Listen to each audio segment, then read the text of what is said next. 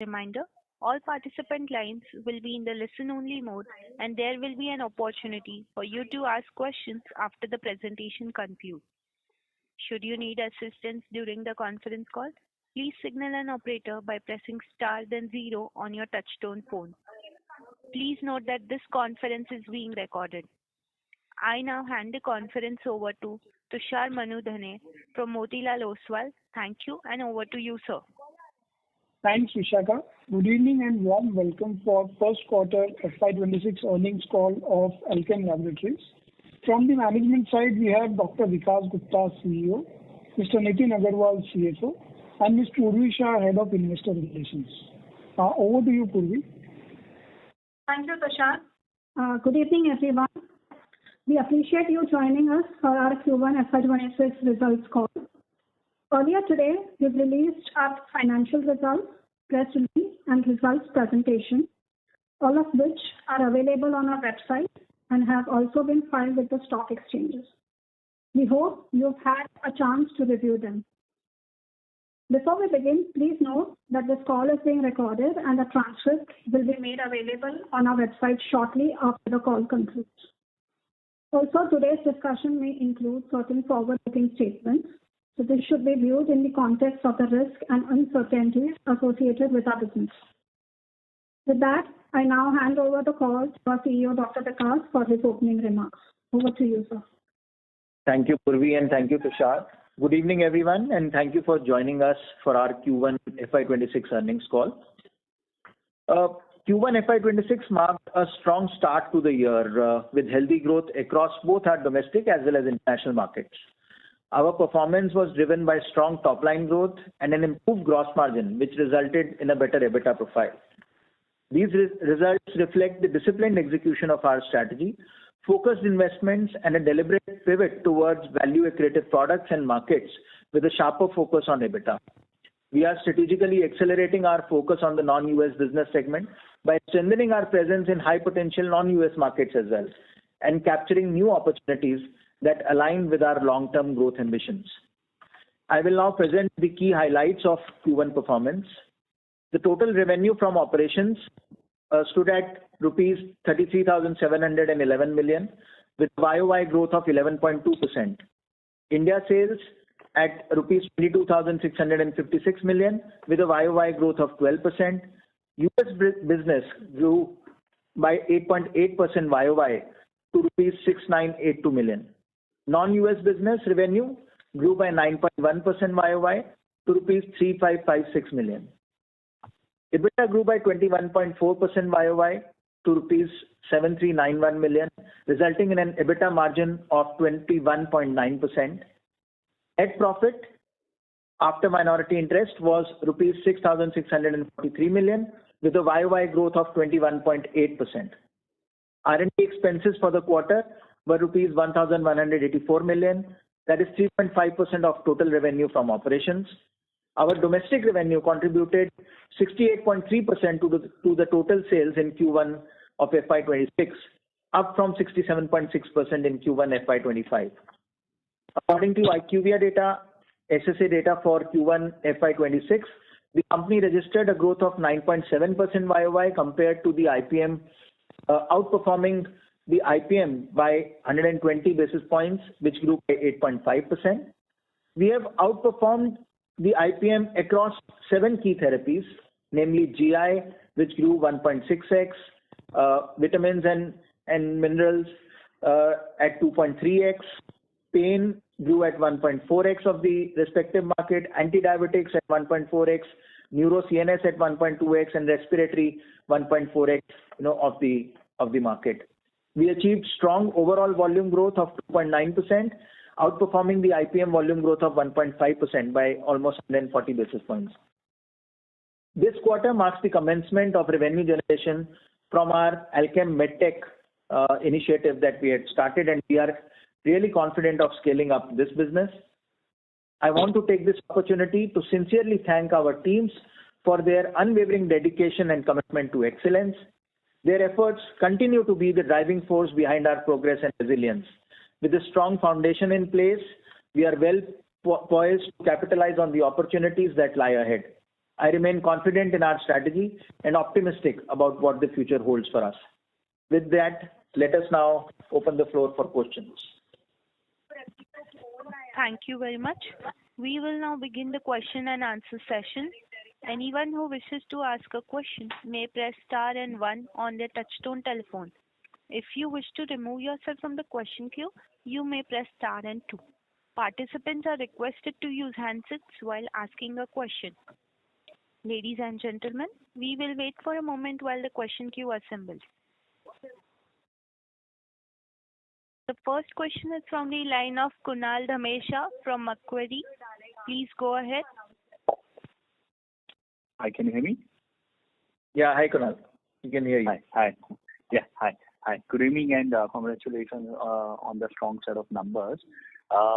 With the Q1 backdrop, given that we have done really well in terms of revenue growth and margins, would you like to update our FY26 guidance? Okay, so Kunal, the start has been very good to the year, but I would say at this stage, it is just one quarter of the year that has gone by. So I find it a little too early to revise the guidance upward, but I can clearly tell you, if the year progresses the way, we are seeing for some more time, then definitely, we would overachieve on the guidance that we have given. But at this stage, I will stay with the guidance that we have issued, primarily because it has been just one quarter, that we have done. Though there are no one-offs in this, we do not see any reason for the performance to slow down. But still, since it is just one quarter of the year, that has happened, I would stay with the guidance. I would say the probability of us, whatever guidance we have given, getting there is much higher, backed on a strong start on the Q1. So that is my take on the overall guidance at this stage. Okay, thank you. Just a slightly more specific, we had guided for our R&D expenses to be around, I think, 5% of the revenue versus that we have done 3.5. So is it more lumpiness of the expenses or? I think it's more about phasing of the expenses. Our overall annual guidance has been within the range of 4.5 to 5%, and I stay put with that. And that is why I'm saying some of the coming quarters, we may have a higher expense in R&D, because if you see our filings trend as well, I think it's loaded more towards in Q4 we do the maximum filings. So that is the cycle which has been following as far as R&D spend is concerned. So we stay put with that guidance. Sure. And last one from my side, is there any forex gain which has been offset against other expenses in this quarter? No, so at overall level there was forex gain. So we reported under other income. If there is a loss, then that is reported under other expense. So in this quarter there was forex gain at the consolidated level, so it is reported under other expense. Okay, sure, sir. Thank you and all the best. Thank you. Thanks. Thank you. The next question is from the line of Amlan Jyoti Das from Nomura. Please go ahead. Yeah, hi sir. Am I audible? Yeah, you're audible. Please. Yes, sir. My question is regarding the India business. So I just wanted to understand what is the contribution from the new medtech business to your India revenues for this quarter? So see, medtech business we've just started. So our first quarter revenue is around 2.5 crores, which is very minimal. But we are pretty confident with the way we have started, that business. And in the initial months itself, the uptake has been, the response of customers has been quite positive. So we are bullish about, that strategy and hope to scale it in the coming quarters. But I mean, in terms of the overall contribution to the India business, it's way too small at this stage. So is there any annual run rate that you see for this business in the coming quarters? Yeah, so we'll scale it up, quarter by quarter. I think we've already, FY26 maybe we will achieve around 20 crores of revenue. Yeah, which would mean that by the time we exit the year, the annual run rate would be much higher. So on an ARR basis, I think by the end of the year we should be around 40-50 crores on an annual run rate basis. But yeah, I think that is what it is. Okay, so maybe we'll see quarter by quarter how it goes. We are pretty bullish about the start that we've got in that business. Understood, sir. So it will be gradual ramp up by the year end. Yes. There is a bit of Yes. 50 crores. Okay. Yeah. Okay. And so my next question is regarding the other expenses. So it has declined Q2. So is it primarily because of the lower R&D expenses, or was there any other one-off in this quarter? Right. It's mostly because of R&D expense, because in last year, Q1, we had a clinical trial expense on denosumab for our US market, which was around 35 to 40 crores. So that clinical trial has got completed last year itself, and that's the reason that there is a lower R&D expense, which is reflected in lower other expenses as compared in terms of percentage of sales. Okay, sir. That answers my questions. Thank you. Thank you. Thank you.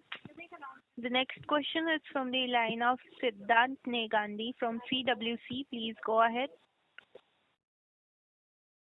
Sir, thanks for the opportunity and congrats on a good set of numbers. Just wanted to understand on the India business, what was the growth in the branded formulations business versus the generics business? So, Siddharth, thanks for your compliments, but we've never given these kind of breakups earlier. If you look at IQVIA data, we are outperforming in our branded generic business. So that, I think, if that is any reflection of our growth, then IQVIA, we are reflecting a 9.7% growth, against a market growth of 8.5%.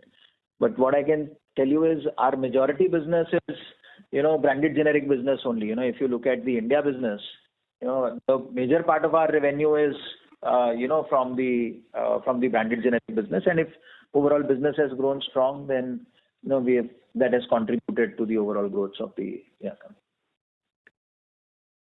company. And therefore, would it be fair to say that primary secondary largely remains in line on an annualized basis? Of course. This has always been the case with the India business. You can never, if there are no such substantial new products which will lead to pipeline filling, for which there will be a gap in primary and secondary sales. So it has been a stable business which we are running for, good number of years. So I think this is all backed by the secondary. So, I was referring to more the recent part. Sure. So clear. And accordingly, one can get a sense on what the remainder of the growth would be. Thank you very much. That's the question for me. Thank you. Thank you. Thank you. The next question is from the line of Neha Manpuria from Bank of America. Please go ahead. Yeah, thanks for taking my question. My first question is on gross margins. Given that US revenue has picked up finally, we still see an improvement in gross margin, and I think the sense was that because US business was low, that was helping gross margins. What drove this gross margin improvement? If I was to look at the entire last year versus first quarter, and from a sustainable basis, what should be the margin that we should gross margin that we should look at for the full year? So, first of all, I think there was a positive impact on account of lower API prices, so which was around, say, 0.8 to 0.9%. And the mix has improved because our domestic contribution is higher if you look at the overall growth. So whenever the domestic business will contribute more to the total sales, the gross margin will improve. There was negative impact on account of price drop in US, so we still see 3 to 4% price drop in US in Q1 also. So the growth, because in margins, because of better mix, has been offset by drop in prices in US market. In which case, should this gross margin level be broadly sustainable? I mean, obviously factoring in the seasonal change. Should Alkem be able to maintain the 65% gross margins through the year? So we have given a guidance of around 64%. So we maintain our guidance of 64% because generally quarter one, quarter two, the contribution of domestic business is higher as compared to quarter three and quarter four. So at a full year basis, we still maintain a guidance of 64%. Okay, understood.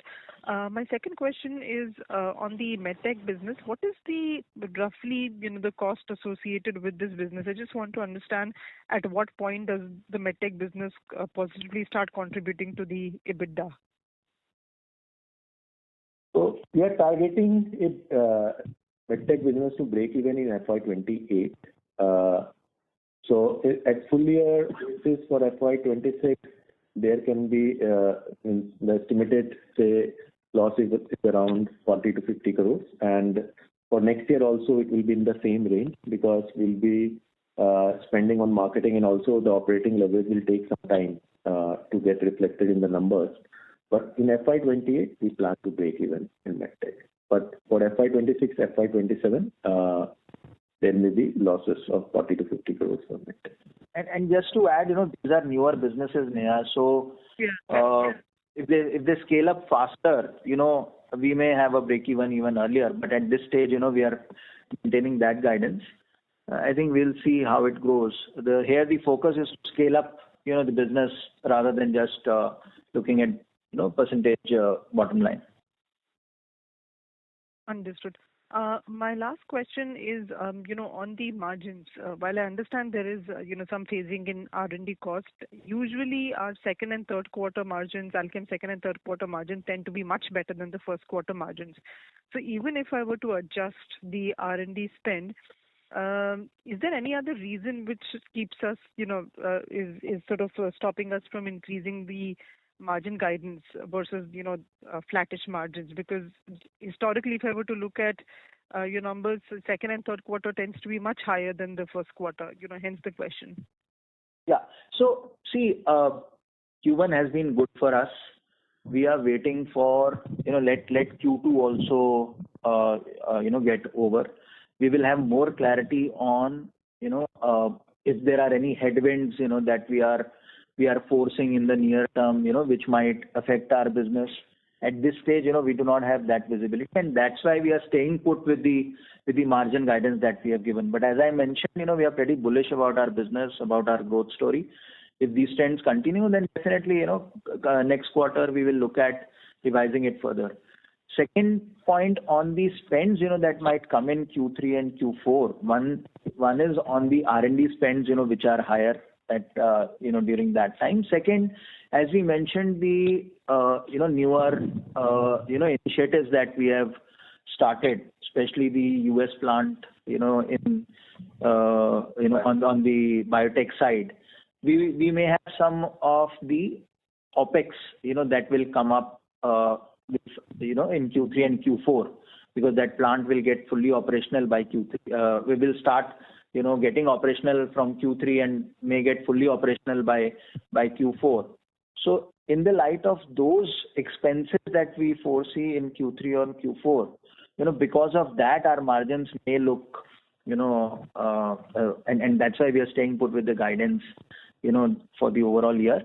But as I mentioned earlier also, if you exclude that, then on a, operational effectiveness basis, we're continuously improving, with every passing quarter, in terms of our, overall EBITDA profile. But it's because of these expenses that we foresee, may come in Q3 and Q4, that we are staying put, at least, and this is just Q1, so we are staying put with our guidance. That's it. Got it.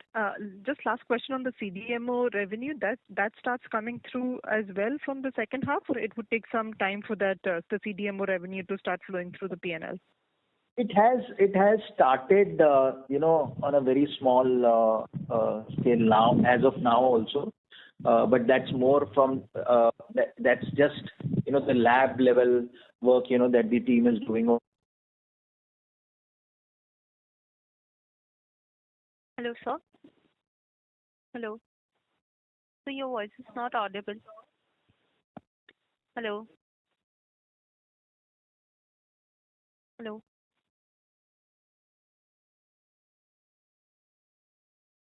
Sir, hello. Sir, I'll call you back. Ladies and gentlemen, the line for the management is disconnected. Please hold while we reconnect them.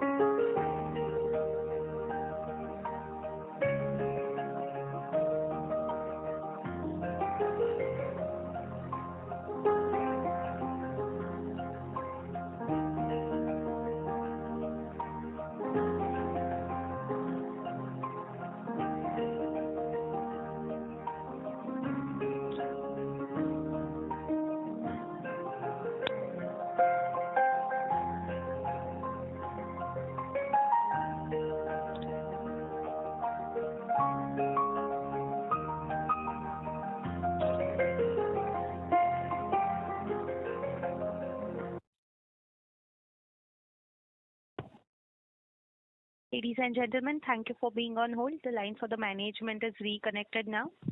Thank you. And over to you, sir. Yeah, thank you. I do not know where did you guys miss me? So I think Neha had a question on the CDMO revenue, and I was commenting on that. See, the CDMO revenue, as I mentioned, the facility will get operational, say, by Q3, and by Q4 we should have the full operations and full revenue flowing in. We do get some marginal revenue even now, but that's a very small scale lab work that happens on that side. But I think if you are looking at a full scale, how fully operational facility would contribute, that should be around Q4. And the depreciation and all the operating cost will also be in the second half for the new facility that will be up and running. Right. So we still incur OPEX expenses, but most of the capitalization will happen in the beginning of second half. Got it. Thank you so much. Thank you. A reminder to the participants, please press star and 1 to ask a question. The next question is from the line of Chirag from DSP Mutual Fund. Please go ahead. Yes, sir. Thank you for the opportunity. So this higher R&D that you're talking about, this is, typically last 5-6 years, you've on an average done 550 odd crores kind of R&D spend. Is there something higher that you are budgeting for? And what are they on account of that higher budget? So you are asking about the absolute cost of R&D, or yes, in terms yes. Yeah. So see, like I mentioned, we are also focusing on growing our non-US business. So there are a lot of filings that we are doing in the non-US markets as well. So and the kind of products that we are working on in our R&D. So I think it's a mix and sum total of all. Even in India, we have to do certain clinical trials on certain products that we are undertaking. So this is why on an overall absolute basis, the cost may be looking higher. But if you look at percentage wise, it will be still within 4.5 to 5% of our overall revenue. Understood. And the second question, sir, was on capital allocation. So just given we're sitting on 5,000 crores of cash, business today is fairly cyclical given the large acute business that we have. Fairly seasonal, I would say, not cyclical, but just given that we are sitting on cash, and there is such a large white space in chronic, how do we solve for the seasonality of the business? Is this something actively on your mind? Just how are you thinking about reducing the seasonality of the business? And just given that we have this large opportunity or white space in chronic. So, Chirag, I think there are two aspects to your question. One is on the seasonality, but we've been running this business since long, so I don't think seasonality bothers me more. I think the bigger opportunity is on the chronic side, and as I mentioned earlier, it's good to have cash reserve, and we are waiting for the right opportunity. As and when we see, we are pretty open to look at any acquisition target, more so in chronic space. If it comes to the table, we would definitely look at getting it at the right, of course, at the right price. So we are open to that. More than that, I would say there's no such opportunity that has come our way as yet. You would have seen in the last quarter, we had announced that in the derma space there was one opportunity, and we had capitalized on that. So as and when wherever there will be an opportunity for us to acquire and grow our chronic business, we would do that. But even otherwise, the growth from our chronic business is also very encouraging, which is the organic part of the story. So organically, we are, even if you look at diabetes is the bigger segment, neurology is another big segment that we are in, chronic respiratory is another segment that we are in, dermatology. If you look at all these segments, we are growing much faster than the market, and internal growths are encouraging. While we continue that journey organically, we are open to any asset that might come for on the chronic side, especially to acquire. Understood, sir. Is there a ticket size in your mind or a size of business in your mind, which is an easy one for you, or just how should just what are your thoughts around? Because there can be multiple things that you might have looked at, but is there a ticket size in your mind or a size of business in your mind that that makes sense to you or is ideal? No, I don't think we are limiting ourselves to ticket size, more to say. We have good amount of cash on the balance sheet, and if there is a need to leverage, provided we feel that we can add, we can create value, both strategically as well as in terms of the financials, to our overall business. I don't think the ticket size would be a limiting factor for us. So we are not, rather than looking at ticket size, I think the way we look at any opportunity that comes our way is what value we can add to that business. How can that business grow in our hands strategically? Is it of importance to us? I think those are the bigger evaluation points rather than just the ticket size. Understood. And just the last question, sir, if I may, if you look at the full year of FY26, and would you say that what would be the India contribution to the overall EBITDA for the business? While there is a sales number that we have, but what is the EBITDA contribution of the India business for you in the overall mix? EBITDA contribution from India business, you mean? Yes, sir. I don't think we give country level, EBITDA breakup. I can talk about, the growth numbers from India market. And I think if Q1 trends have to be believed, I've always said that we will continue to grow, at least 100, 250 basis points faster than, how the market is growing. And I maintain, that as a trajectory. But I think at an EBITDA level, to break it up from country and stuff like that, I don't think, I'll be able to give that guidance at this stage. let me ask the other way around, sir. Is the U.S. business margin in line with the company average today, just given the scale where No.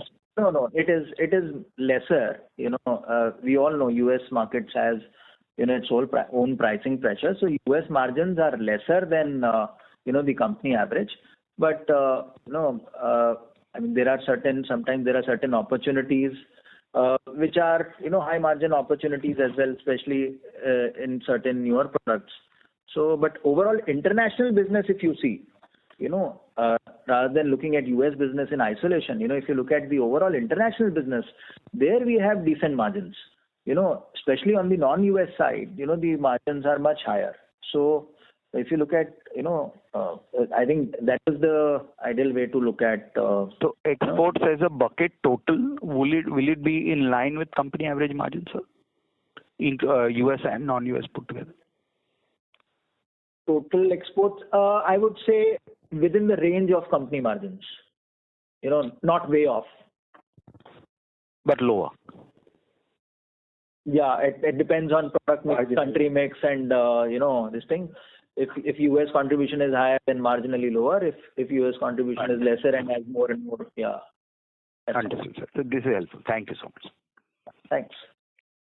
Thank you. The next question is from the line of Rashmi from Dolat Capital. Please go ahead. Yeah, thanks for the opportunity. This quarter we have seen a good in the US sales. So what is really driving this? And have you launched valsartan sacubitril in the US? And will this be the new base now in the subsequent quarters also, or you still maintain your mid-single digit US growth for full year? Yeah. So, Rashmi, I think 2-3 points that you had asked. On the sacubitril valsartan, we have launched. We have launched with everyone else, as far as the US business is concerned. On the your other part was on the growth from the US market. US market, like I said, has grown. The trends, the pricing trends continue over there. But what had happened is, like I said, we were battling with our supply chains and stock positions. At least, we are doing a lot better as far as, that is concerned.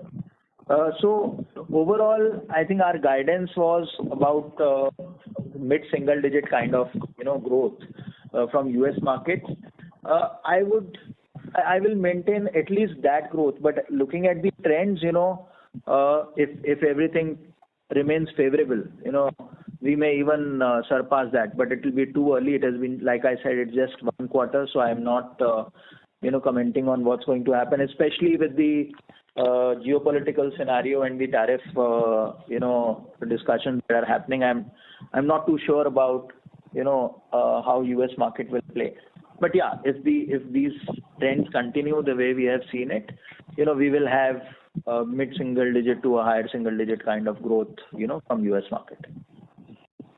And in case of tariffs, what will be your strategy going forward in case if it gets executed? Like, will you be ready to put the capex in the US, for the facility, or you would just focus on the non-other US markets?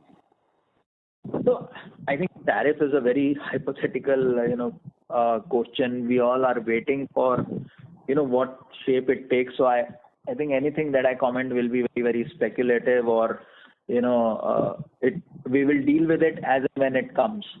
My sense is that some part of the, costs that will get laid, we will be passing on to the consumer. And wherever, we will try and get more efficient in terms of getting, backward integrated, or we will look at, the other options that might be there in front of us.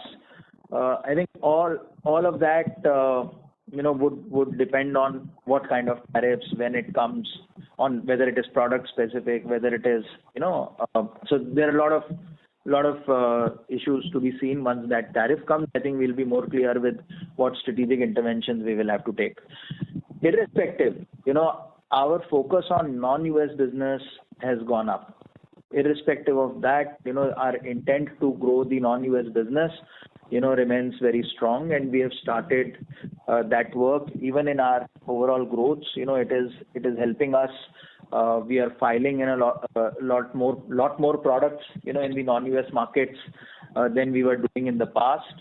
So I think our focus on non-US markets, would continue strong, irrespective of whether tariffs come or they don't come.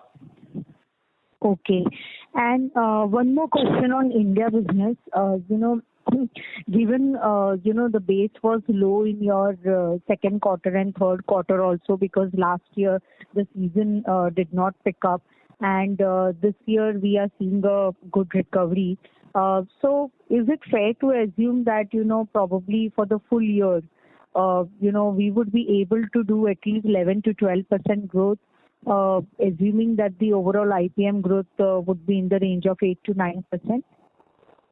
See, I just answered. I think if the IPM growth remains within 8 to 9%, we will be surpassing the IPM growth by at least 100 to 150 basis points. So for us to grow at 11 to 12%, maybe I'll expect the market to grow at 10 to 10.5% kind of growth. But yes, more than a percentage here or there, I would say our focus on India business is stronger than ever. If it takes to put more investments in India business behind opportunities where we can grow continuously, we have been looking at that, evaluating that, doing that, and I think India business is our core. India business is something which we do very well. So I think our focus over there is not deviating. So that will be our core highest focus, which we will continue in times to come as well. So you mean 100 to 150 basis point, right? Yeah. Higher than the IPM. Higher than the IPM. Okay. Thank you. That's it from me. Thank you. Thank you. The next question is from the line of Kunal Dhamesha from Macquarie. Please go ahead. Hi, thank you for the opportunity again. Few quick clarification. The US price erosion of 3 to 4%, is it on a year-on-year basis or a QOQ basis? YOY basis. Okay. And was there any contribution from Adroit in this quarter? Yeah. So see, Adroit has been a small company, so there was around 15 crores overall revenue, that we recorded from Adroit, which is in line with our plan when we had acquired that company. Sure. And that's largely domestic play. And it got closed in quarter one only or quarter four? We completed the acquisition in quarter one, mid of April, somewhere around mid of April. Sure. And what would be a capex outlook for FY26 and 7? Around 750 crores. This is what we have said before also. 750 crores for FY26 or both the... Is it just for FY26? FY26, yes. Okay, sure. And one more, I would say broader question. When I see the company now versus, let's say, 3 years back, we now have, I would say, 4 distinct engines of growth. One is branded generic or the domestic market business or the pharma business, so to say. Then we have biosimilar business, which is basically going to fire maybe in the coming years. Then biologic CDMO business, and then lastly the medtech business. So how is the management bandwidth being allocated to these businesses? In terms of maximum importance to minimum importance? See, but amongst the management team, I guess the branded business, is our highest, contributor. So the maximum time, goes over there. Sorry to interrupt you, sir. Mr. Kunal, may I request you to mute yourself while the management is speaking, because there is some voice coming from your line. Yeah, definitely. Thank you. Yeah. So from a management bandwidth point of time, of course, the branded business takes, the maximum time, and for the right reasons, because that is our biggest contributor. Then I would say the CDMO business and the biosimilars business, that takes that takes even the other chunk of the business of the management bandwidth. For the medtech business, we have one of the leaders, Kaustubh, who manages the medtech business. So I think he dedicates maximum time over there. But from an overall management bandwidth point of view, of course, it's the smallest business. It takes whatever time is due to it, the management gives it. But we have a dedicated person, who looks at scaling up that business. So I think that's how we have divided the time responsibility in us. Sure. And so then the capital allocation question between these four businesses, how does how do you view the pecking order there in terms of the cash that we have on the balance sheet? Where do you want to deploy more from this four levers? So again, the largest capital, is put behind the branded, business itself. But it's not a very capital intensive business, so to say. So there's no, in terms of, if your question is more about the capex, etc., I think the largest capex at this stage is going behind the biotech and the CDMO opportunity, because that business needs that kind of capital. But that doesn't mean that we reduce investments in our core business, which is our largest branded generic business. Whenever there is a need for capital to be deployed, on that part of the business, that of course remains our biggest priority, and we continue to do that whenever there is a requirement to be done for the largest branded business. But I would say at this stage, the maximum capital is getting deployed behind this future opportunity of CDMO. For this year. For this last year. Yeah. Maybe the picture may change. Will change in the coming years, because this is a plant that we are setting up, so it needed that kind of support. That's why we are going with that business right now. And sir, last one from my side, between these four levers, where do you see maximum return on capital employed or ROI?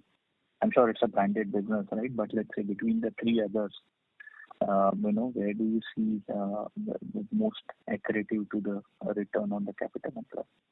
Yeah. If you see, our ROCE profile, our ROCE is also improved, over a period of time in last 2 to 3 years.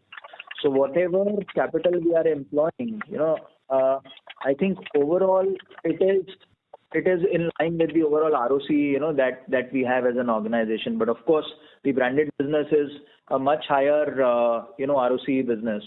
But there, I guess, we have an engine running full steam. So there is no major requirement in terms of, putting up specific capital, so to say. And that's why the ROCE is, much higher over there.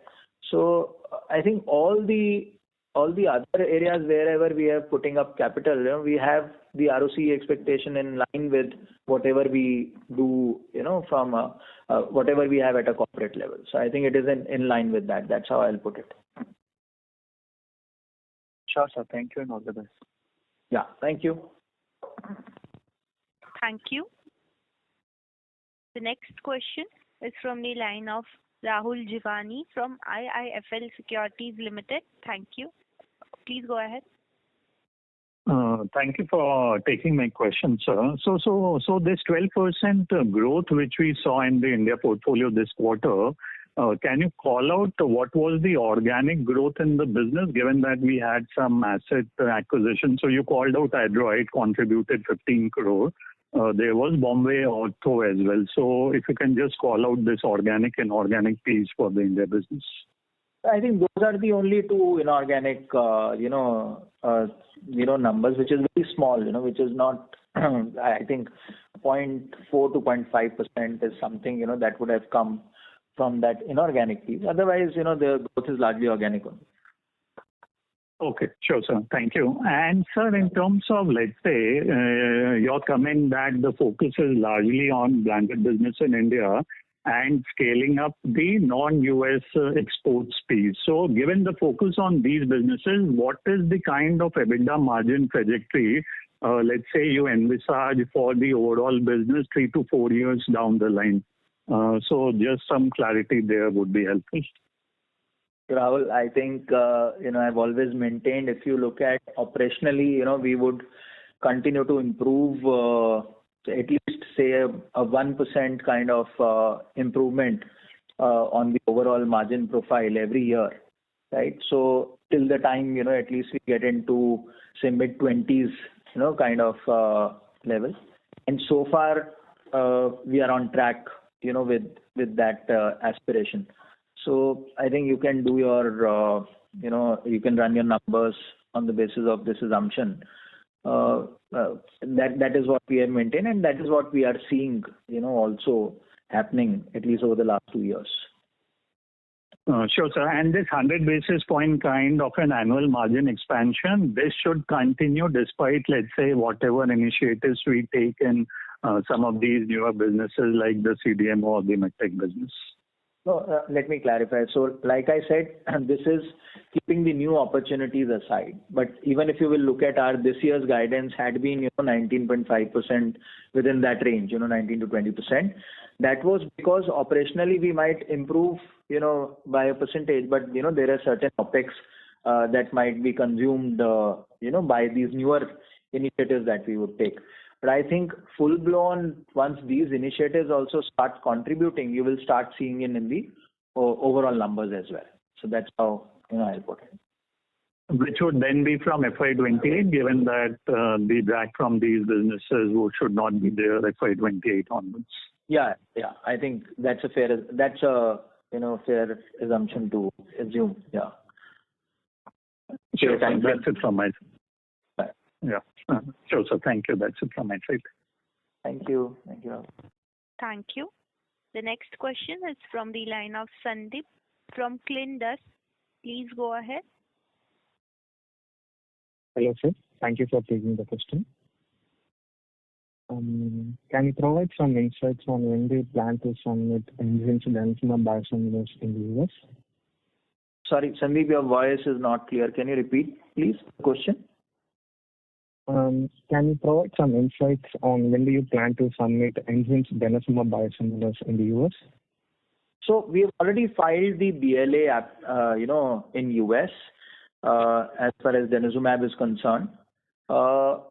The expected time frame is somewhere middle of next year, when we are expecting the approval, provided, the regulatory, pathway is complied.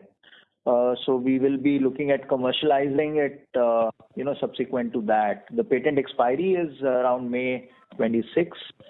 So we should, in that range, and depending on the litigation, outcomes, that the innovator has with other players.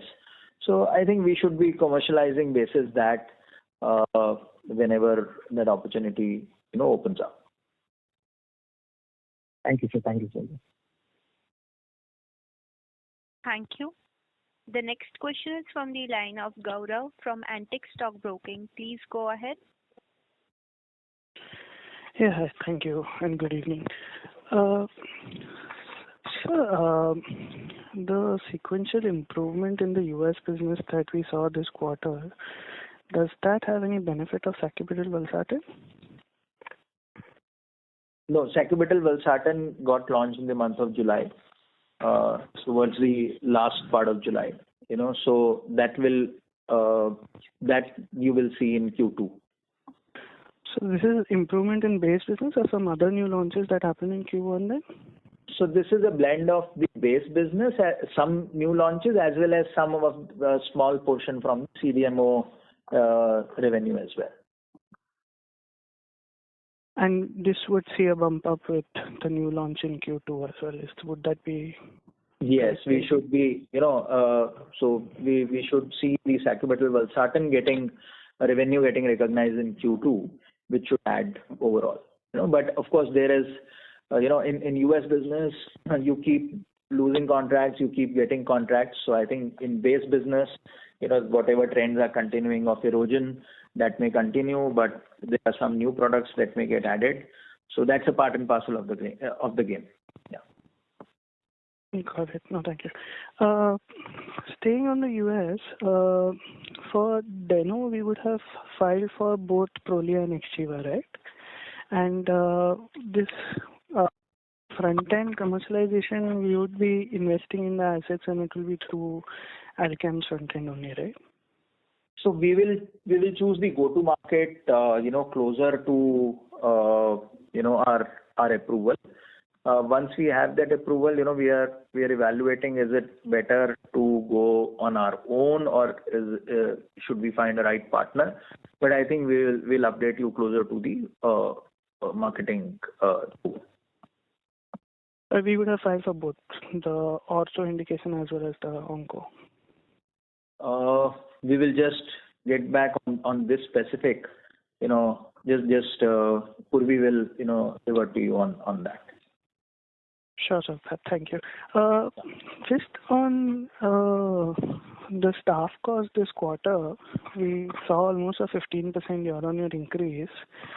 Would this be the new base, or is there any one-offs here? Would it be just annual hikes, team expansion? Could you shed some light on this?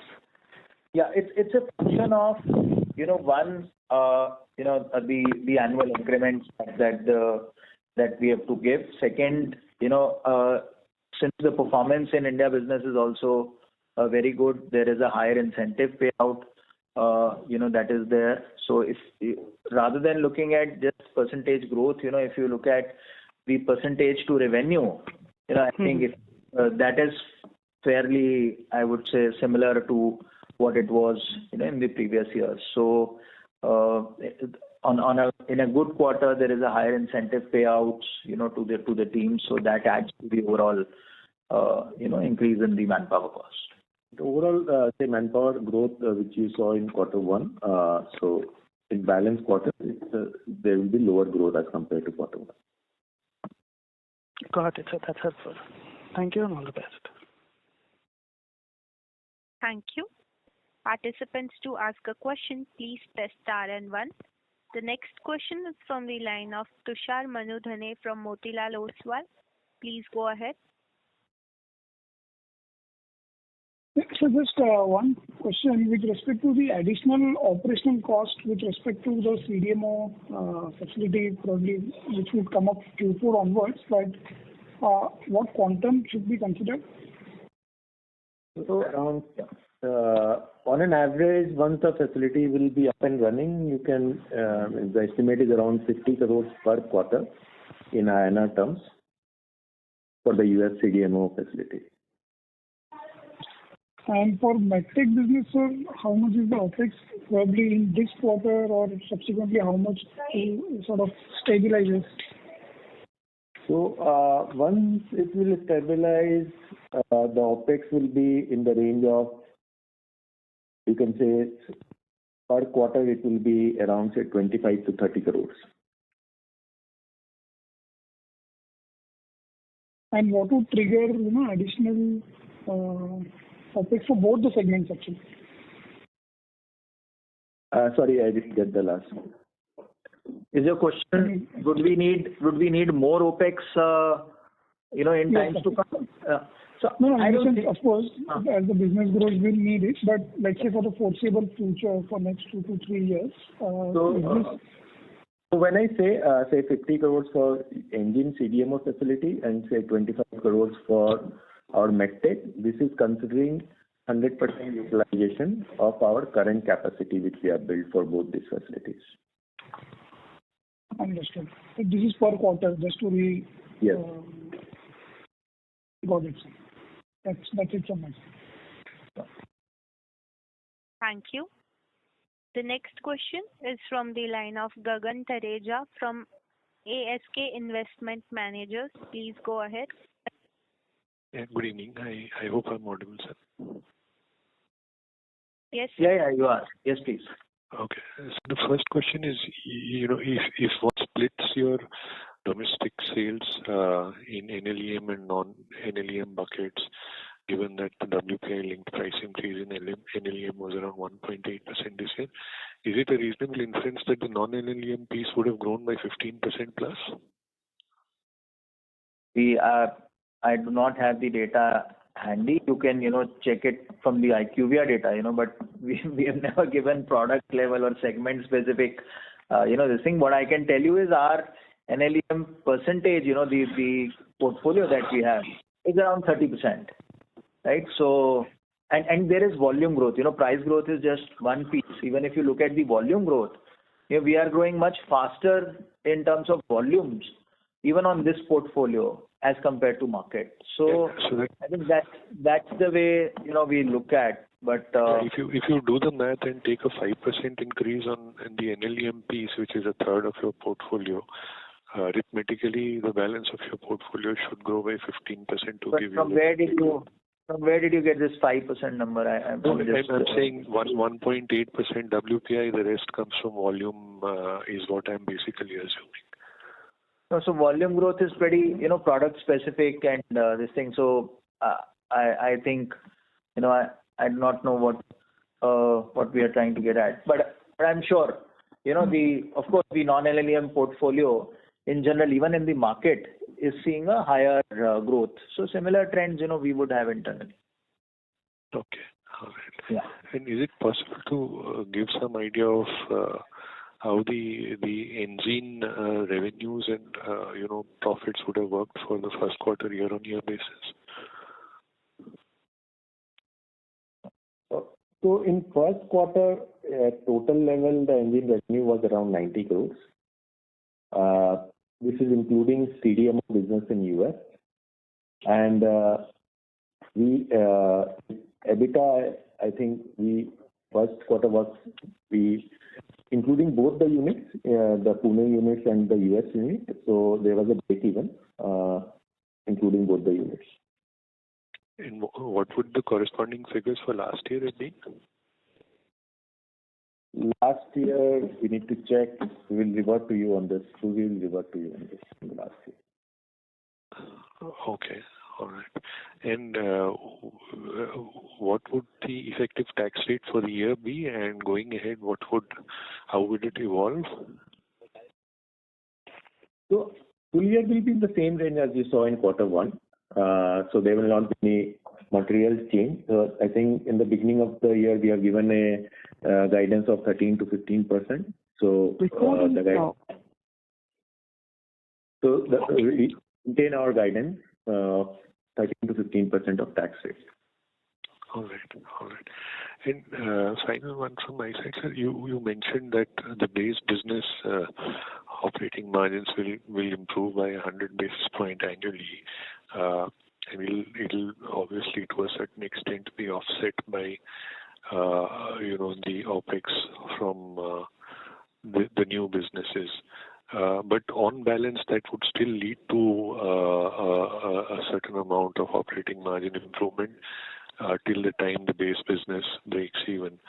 Is it possible to give some broad band of perhaps basis point number over which you believe the net operating margin improvement could come in?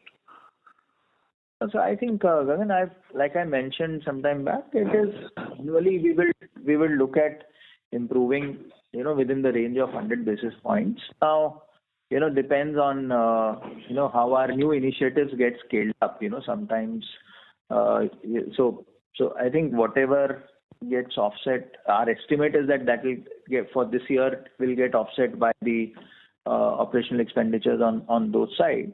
That's why our guidance of around 19.5% initially, which was there, which as of now I'm staying put, and will wait for, one or two more quarters to really revise it upwards, if at all.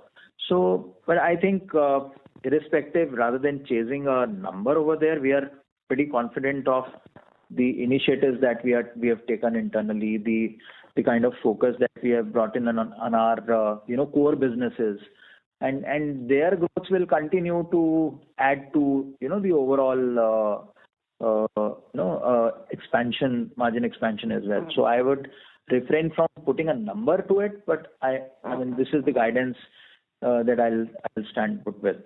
Okay, all right, sir. Thank you, and wish you all the best. Thank you. Thanks. Thank you. The next question is from the line of Dr. Neha Kharodia from Abacus. Please go ahead. Yeah, hi. Thanks for the opportunity and congratulations on the great set of numbers. So I've got two questions. So I've got two questions. One is,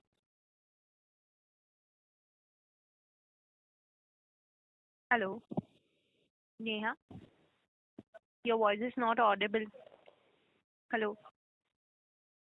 Can you unmute yourself and speak?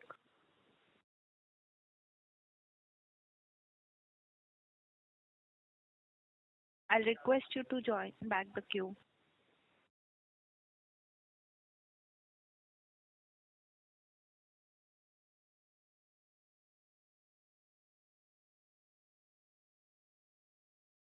The line from the participant has been dropped. Ladies and gentlemen, as there are no further questions, I now hand the conference over to the management for closing comments.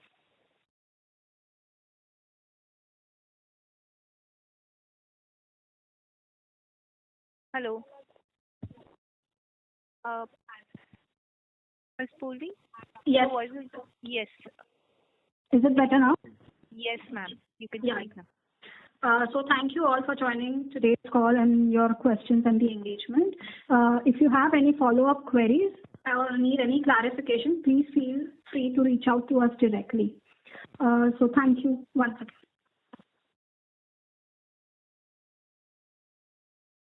Thank you. Ladies and gentlemen, on behalf of Motilal Oswal and Alkem Lab, that concludes this conference. Thank you for joining us, and you may now disconnect your lines.